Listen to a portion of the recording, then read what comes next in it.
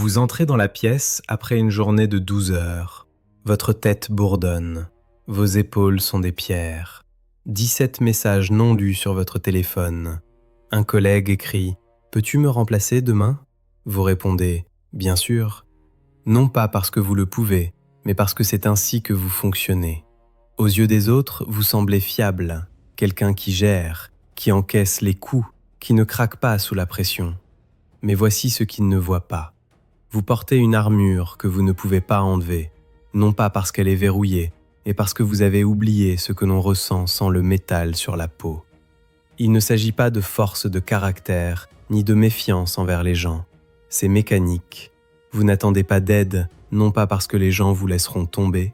Vous avez simplement l'habitude d'être celui qui se débrouille seul, même quand il n'y a plus de ressources.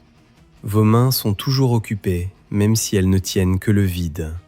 Une étude de l'université de Berkeley de 2019 a montré que les personnes qui refusent systématiquement l'aide vivent avec un taux de cortisol élevé, même au repos. Leur système nerveux est en état d'alerte constant, une garde sans relève. Et voici ce qui est intéressant. La réalité post-Covid a créé une épidémie d'autonomie fonctionnelle.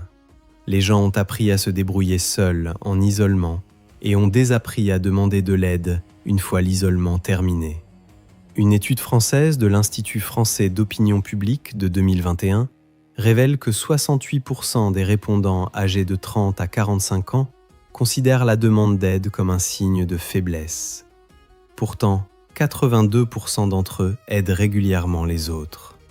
Vous pouvez être un soutien pour tout le monde, mais qui est votre soutien ? Vous appelez cela « j'ai l'habitude ». Mais en réalité, une porte sans serrure. Vous ne vous fermez pas aux gens, vous n'ouvrez simplement pas, parce que vous n'attendez pas que quelqu'un frappe. Si cette conversation résonne en vous, restez, sans promesse de changement, juste pour continuer à appeler les choses par leur nom. Mais voici ce qui se passe ensuite. Quand vous ne demandez pas d'aide assez longtemps, les gens cessent de voir que vous en avez besoin. Voyons ce que les autres voient. Un collègue demande « Comment ça va ?» Vous répondez « Ça va », même si c'est le chaos à l'intérieur, même si vous n'avez pas dormi depuis 2 jours, même si vous venez d'apprendre que le projet est en feu. 1 mois plus tard, il cesse de demander, non pas parce qu'il s'en fiche, mais parce que vous lui avez appris, avec vous, tout va toujours bien. Les sociologues français de la Sorbonne ont appelé cela l'invisibilité fonctionnelle. Les personnes qui ne demandent jamais d'aide sont perçues par les autres comme n'en ayant pas besoin. Un cercle vicieux. Votre autonomie est lue comme un signal « je n'ai pas besoin d'intimité », pas de mauvaise intention, juste un ajustement. Vous construisez la réputation d'une personne qui gère, et cette réputation devient un mur. Les gens autour de vous se sentent seuls, même si vous êtes toujours là. J'ai remarqué cela chez moi il y a quelques années, le moment où il était plus facile de se débrouiller seul que de formuler une demande. Pas un drame, juste un automatisme. Jusqu'à ce que je vois comment les gens cessaient d'offrir leur aide, non pas par cruauté, mais par respect pour mes limites. Votre protection ne vous fait pas de mal, elle fait du mal à ceux qui sont proches. Vos proches se sentent inutiles lorsque vous ne leur permettez pas de vous aider. L'Université du Michigan a observé pendant 20 ans des personnes à 50 ans, elles avaient 40% moins de liens sociaux profonds. Vous ne repoussez pas les gens, vous ne les laissez simplement pas entrer, et ils partent. Non pas par colère, mais par lassitude d'une relation à sens unique. Voici ce que je propose. Au cours des 24 prochaines heures, remarquez une situation où l'aide aurait été appropriée, mais l'idée de demander ne vous est même pas venue. N'évaluez pas, ne changez rien, contentez-vous de le noter. Observez comment ce mécanisme fonctionne automatiquement. Mais il y a encore autre chose. Non seulement vous ne demandez pas d'aide, vous cachez que vous en avez besoin. Regardons les choses en face. Vous n'êtes pas une victime de la solitude. Vous en êtes le concepteur. Chaque fois que vous dites « je vais y arriver », vous créez une distance. Non par mauvaise intention, mais par habitude de contrôler le récit. Vous vous sentez en sécurité quand il n'y a personne, parce que personne ne voit que c'est vide à l'intérieur. Une étude du Stanford Neuroscience Institute de 2020 a montré que chez les personnes ayant un modèle d'hyper-autonomie, le cerveau perçoit une demande d'aide comme une menace physique. L'activité dans le cortex préfrontal, la zone où les décisions sont prises, est comparable à la réaction face à un danger. Il ne s'agit pas de force, il s'agit de contrôle. Tant que vous ne demandez pas, vous contrôlez qui vous êtes aux yeux des autres. Celui qui gère, fiable, composé. Mais le prix à payer est que vous disparaissez derrière cette image. Vous portez un masque si longtemps que vous avez oublié où finit le masque et où commence le visage.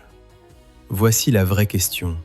Qui êtes-vous sans le rôle de celui qui se débrouille seul ? 73% des personnes ayant un style d'attachement évitant ont appris ce modèle en observant leurs parents. Vous n'avez SEC 2.0. Mais maintenant, vous la portez volontairement. Et voici ce qui se passe ensuite. Vous n'avez pas peur que les gens partent. Vous avez peur qu'ils restent et vous voient tel que vous êtes vraiment. Récapitulons. Vous vous êtes trompé sur les raisons. Il ne s'agit pas de force, mais d'habitude. Votre protection fait du mal à vos proches. Les gens autour de vous se sentent seuls. Vous êtes l'architecte de votre solitude, non pas une victime, mais un concepteur. Et pendant tout ce temps, vous pensiez simplement que vous vous débrouillez. Calculons le prix. Que perdez-vous quand vous vous débrouillez toujours seul ? L'intimité, pas le respect, vous en avez assez, mais l'intimité. Des relations où vous êtes connu et pas seulement apprécié pour votre fiabilité.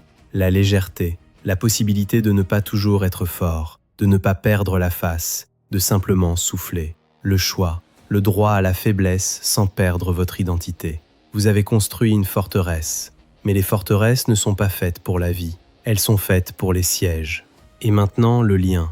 Quand vous ne demandez pas d'aide assez longtemps, vous commencez à dire « tout va bien », même quand ce n'est pas le cas. Non pas par mensonge, mais par habitude.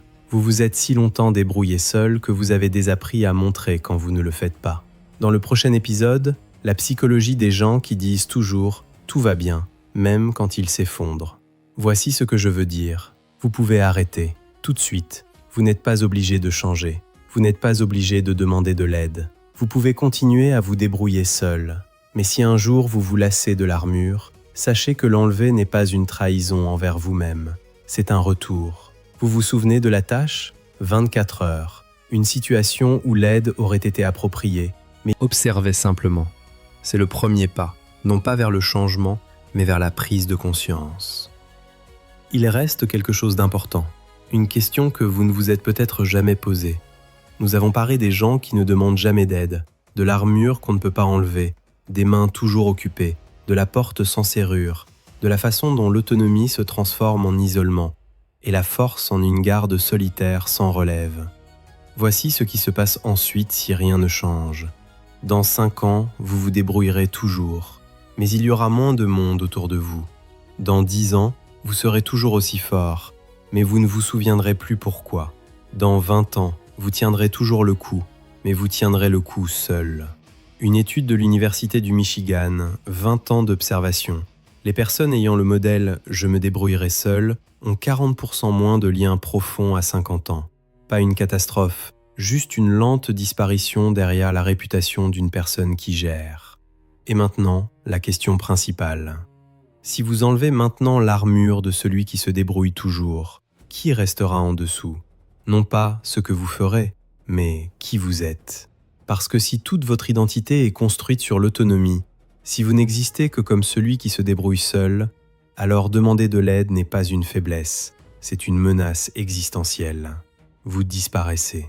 Parfois, refuser de l'aide n'est pas de la force. C'est le premier pas vers l'habitude de cacher son état. De « je vais y arriver » à « tout va bien », il n'y a qu'un pas. Vous ne demandez pas seulement de l'aide, vous commencez à cacher que vous en avez besoin, aux autres et puis à vous-même. Et un jour, vous vous réveillez et ne savez pas si cette conversation a résonné en vous. Écrivez 3 mots en commentaire. Je me débrouille, sans explication, sans contexte. Juste ces 3 mots. Pas une promesse de changer, juste la reconnaissance que vous vous êtes reconnu. Et je continuerai cette conversation dans le prochain épisode. La psychologie des gens qui disent toujours « tout va bien », même quand ce n'est pas le cas. Parce qu'entre « je me débrouille » et « tout va bien », il y a une habitude. L'habitude de cacher, même à soi-même.